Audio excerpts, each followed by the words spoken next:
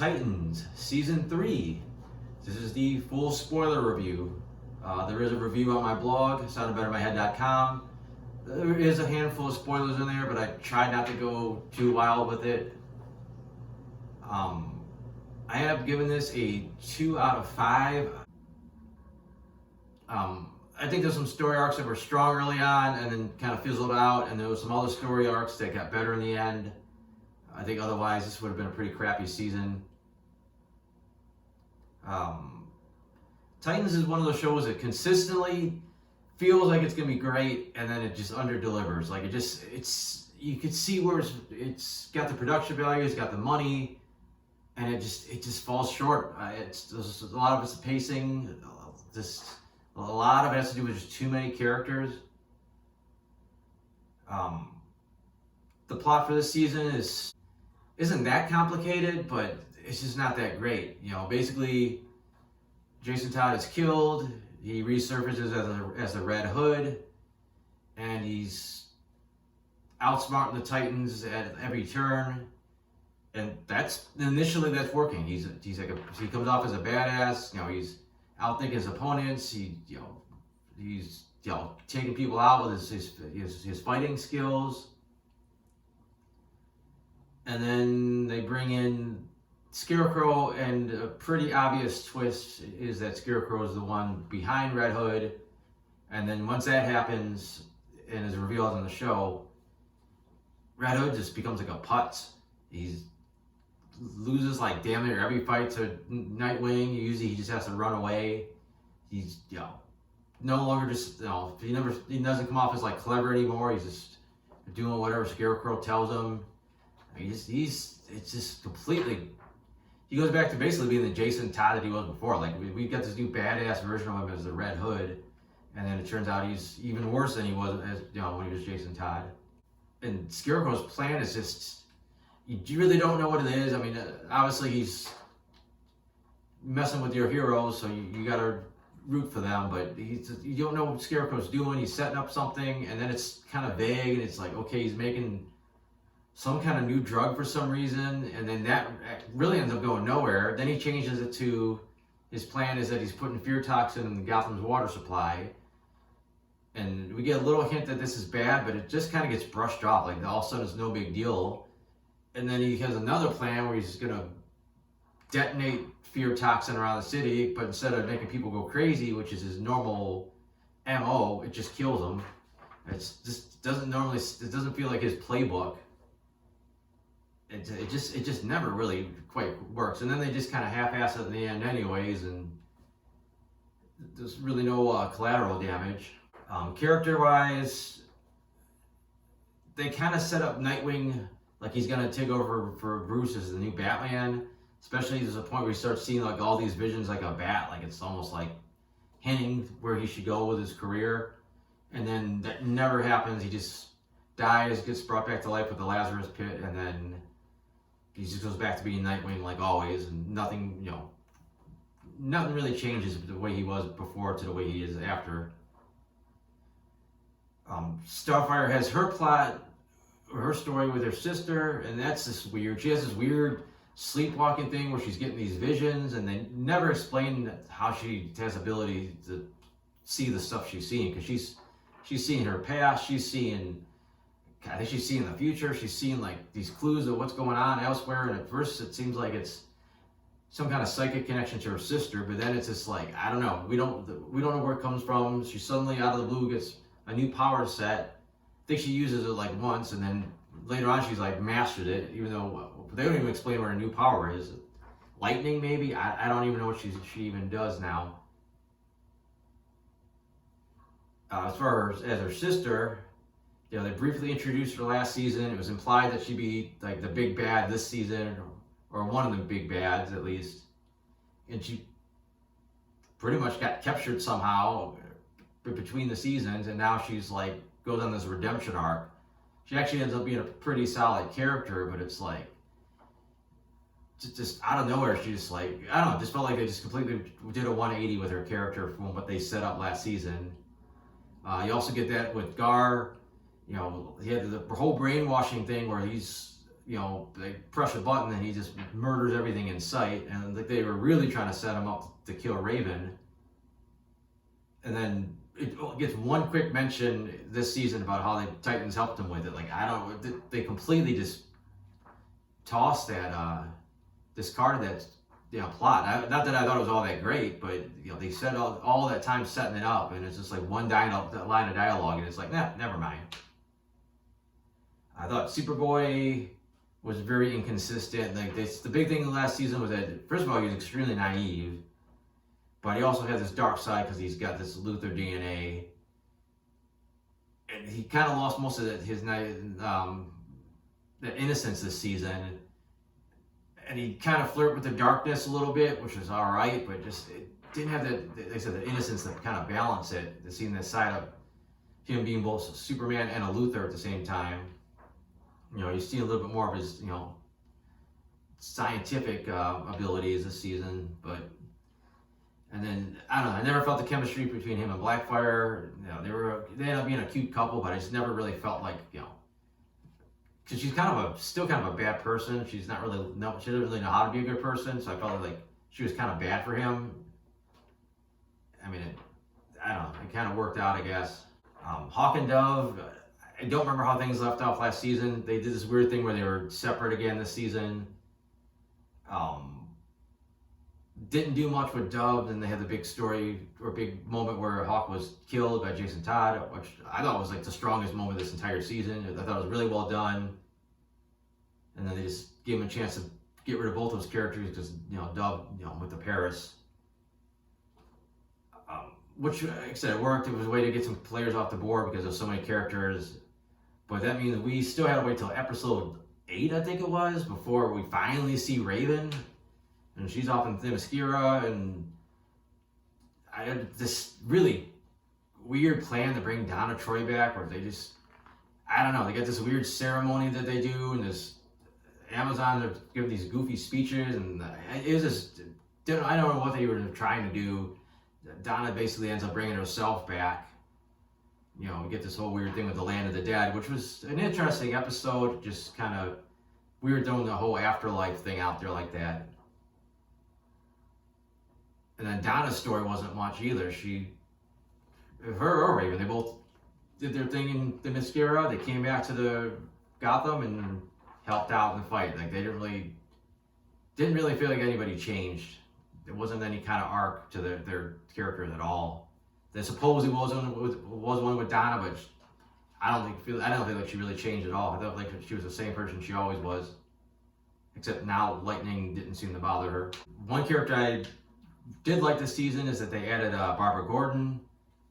A little disappointed that even in the flashback episode we don't see her as Batgirl, and we only get like a hint of her Oracle time, except instead of her formerly being Oracle's some supercomputer that she uses. And like I said, I liked her early on.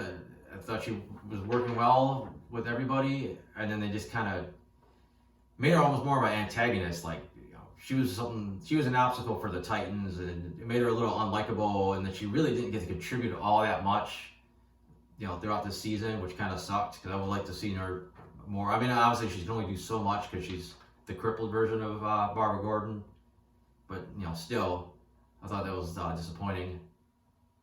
And then, of course, the other big addition is Scarecrow, or just Jonathan Crane, who ended up being the big bad. Never thought of him as an A-list Batman villain. He was definitely, he's up there. He's a B-lister. He's always a pain in his side. But he's just never been able to be that top tier. He's not that. He just wants to do the pure toxin and make everybody, scared and attack each other. He never just had like this big master plan. And like here, he's got this kind of Hannibal Lecter vibe, and he's kind of smart and like, he's outthinking everybody, and mass murder by the end of the season. It just doesn't feel like the character that we've known before from the other media and the comics. And I don't know, just felt like an odd mix to try to bump him up to like this A level when he really felt like he didn't earn it. And his plans just were kind of nonsensical. Also forgot to mention they added Tim Drake's the show this season as a supporting character. He had this weird intro. He just kind of basically just shows up and it's kind of like, hey, I'm Tim Drake, and then he's gone for a while. And then at least when they did bring him back, he did have his backstory from the comic book where he was able to figure out Batman's identity and everybody's identity just from just being smart and observant. And his story ended up being decent. You know, they kill him off. He goes through the whole afterlife thing and comes back. And I didn't think it had a strong finish, but the good news is they are setting him up to be a superhero. The bad news is I kind of wish they still would have had him work with Batman for a little while. I know they made Batman kind of a psychopath this season, and he's pretty damaged. But maybe they could have been good for each other, get each other back on the right same page or course corrected or whatever. I thought Gotham, we've seen a lot more of it this time around. It looked okay. I don't think it looked that different than how it looked in the Gotham TV series, except for the more modern technology. Nothing really stood out about it. Themyscira, we saw a couple establishing shots. It looked fine. Once we got into there, nothing special, just a couple beaches. We do get a glimpse of Starfire's homeworld. It looked pretty cool. It's some cool design work, but there's some pretty blatant green screen work. But I mean, with the budget they got, I think they did a pretty good job. The effects in general looks still really good. I think Gar looks good when he's as the tiger. I thought his transformation of the bat looked pretty good. Looked weird, but I think it looked good. I thought the fight scenes were pretty mediocre. I mean, when they worked as a team, it was pretty much everyone just doing karate. And then maybe Gar turns into a tiger real quick, and then Starfire shoots a little bit of fire, and Superboy does like one superpower thing, and then that's it. Like, I don't know, it just felt like we didn't get anything spectacular. And even when we did have the fight scenes with the karate, nothing really stood out. Like, nothing was too memorable. There's a couple moments where they came close, where Red Hood fighting and using his guns and like this kind of gun fu stuff, but just there was nothing memorable about any of the fight scenes. And I said, I think that's all I got. There's between this and my semi non-spoiler review, I think I got everything off my chest. But I'll go through my notes here, see if there's anything else I think is worth mentioning. So I wish they would have did a little bit more with Jason's, I guess, an anti-fear toxin that was supposed to make him braver. Like it was this big plot point, and it looked like it was going to continue. Like maybe he was addicted to it, but it just completely got dropped. And it seemed like it really didn't do anything. Like when he went to fight the Joker, he was still scared when the Joker got the drop on him. I thought it was supposed to make him not scared. I thought that was a decent sequence, but it's like, as I said, sometimes Jason's a badass, and then the Joker takes him out with like one punch and beats the shit out of him with a crowbar. It was pretty brutal, which is pretty reminiscent of the comic, which was nice. It was cool that we've seen some of the Batman's trophies in the Batcave, but like the giant dinosaur and the big penny, or the giant penny and the dinosaur were just holograms for some reason. I guess they didn't have the budget to build the props. I don't know. A couple cool Easter eggs. You see photos of Jim Gordon and Stephanie Brown and some other Bat Family characters. Thought they went very Joker in the Dark Knight with Red Hood early on, where just his introduction where he took out the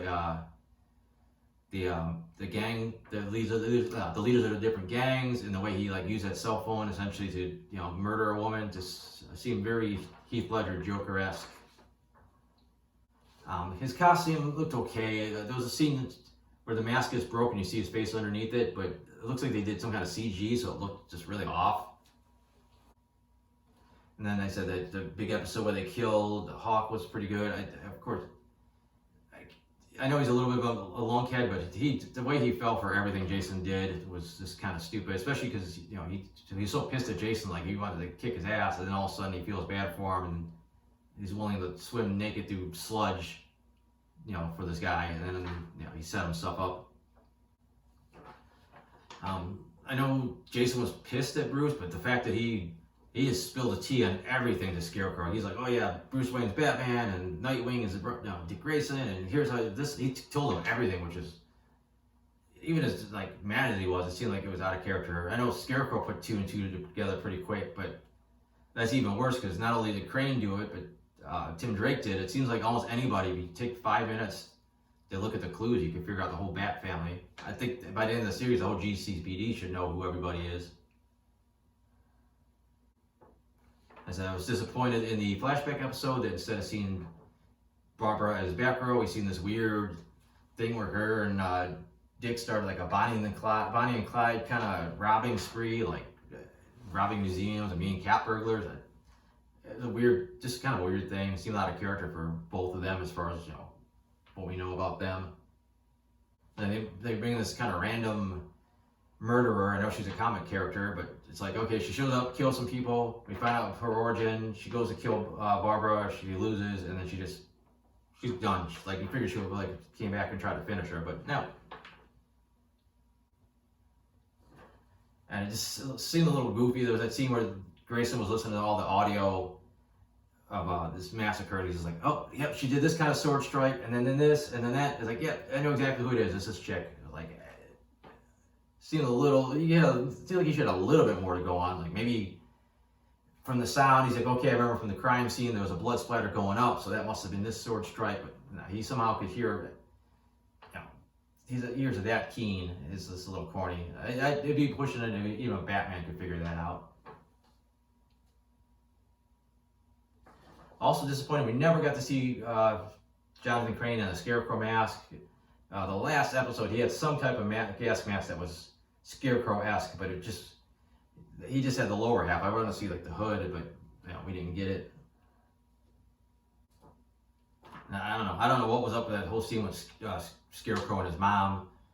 I mean, they were really trying to establish that he was like kind of really screwed up in the head pretty bad, which I said, I know there is some of that from the books, but just the way they did it just didn't sit right. It was a different kind of messed in the head than he normally is portrayed.